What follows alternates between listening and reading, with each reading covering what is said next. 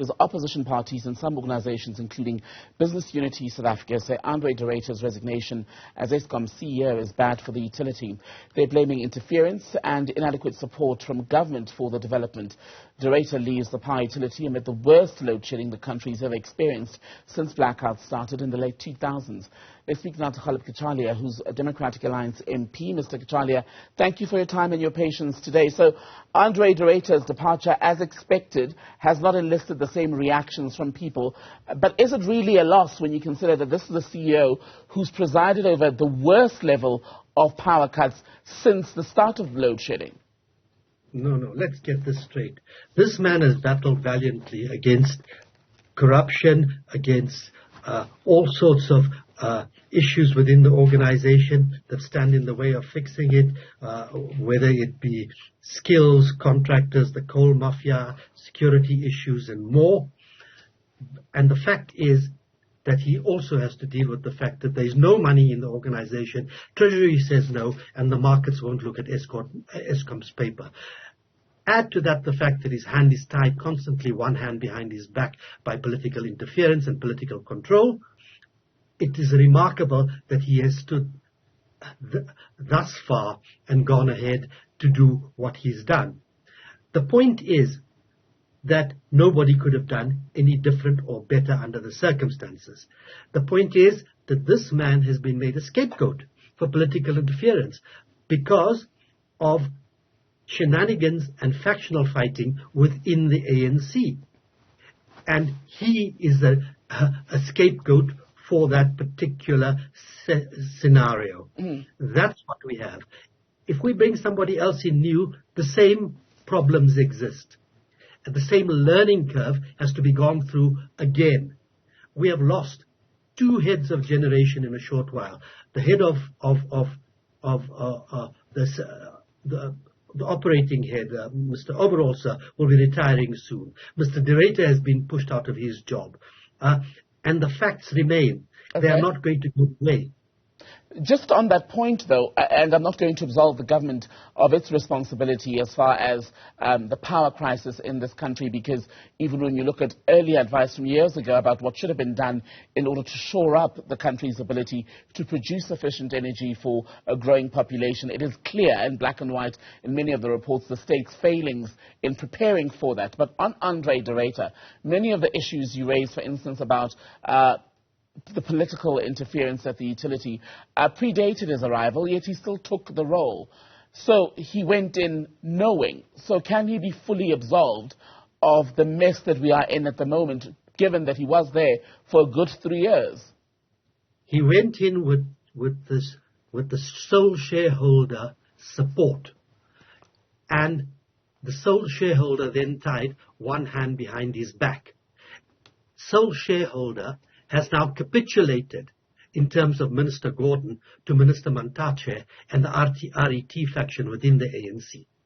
And we are now faced with that scenario, and it is now being blamed in the most absurd fashion on Mr. de Ruyter, saying he has fomented sabotage and treason. I've never heard such nonsense in all my life.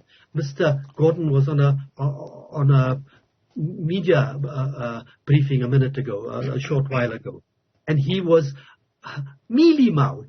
Everything there you had to read about what was being not said rather than what was being said, because it is madness. Nobody wants to accept the fact that there's a crisis. Mr.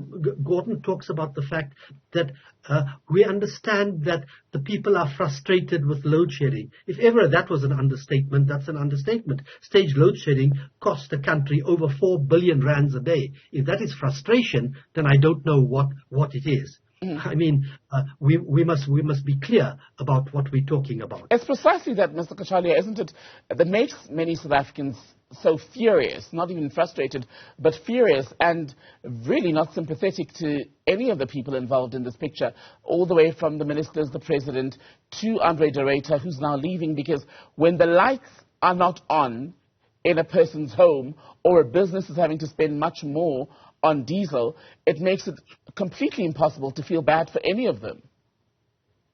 Yes, of course. I mean, when we're losing money as a country hand over fist, and when ordinary people like you and me are frustrated, as Mr. Gordon puts it, and when people are more than frustrated who live in more parlous circumstances, then we have a crisis on our hands. And that is precisely why we have called for a recognition of the fact that there is a crisis here, and that crisis cannot be dealt with by business as usual. We've called for the ring fencing of Eskom as a state of disaster with an independent panel on top of it to say, this needs to be done, this is how much it will cost, and these are the encumbrances which must be put out of the way. Mm-hmm. When you have that sort of clear and unambiguous statement, you can go to Treasury and say, we need money for this. Or you can go to the markets and say, we need money to this. People understand that language. Right. This mealy-mouthed nonsense, people don't understand, and they certainly despair at the faction fighting which imperils the state of our country. And André, Ruyter, in that briefing that concluded a short time ago where Pravin Gordhan, the minister, was also speaking, said this: I've decided to step back and afford the board a chance to appoint a candidate who's better suited and equipped for the job. But what kind of CEO will Eskom need, given the multiple complexities, not just at generation level, that come with this post? You've had over 10 CEOs in as many years. Now you're going to look for another one, and that other one has to be politically palatable to the people who've removed this one. It's the same old story. At least Mr. De Ruyter knows where the skeleton lies. You keep him, I would keep him on board in that independent panel that we're suggesting, because he knows precisely where the skeleton lies. I would farm this out to an international HR firm with a brief to find the right person or people internationally and locally to do it. And those people will not accept the brief unless their terms are met. Does that person have to be an engineer, just in the interest of time?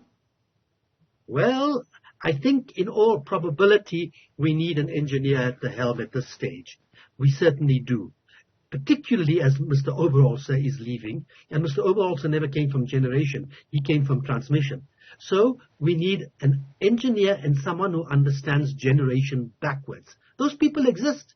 They exist outside this country, and they even exist inside this country. Right. Ghaleb Cachalia, good to speak to you. Thank you for your time, sir.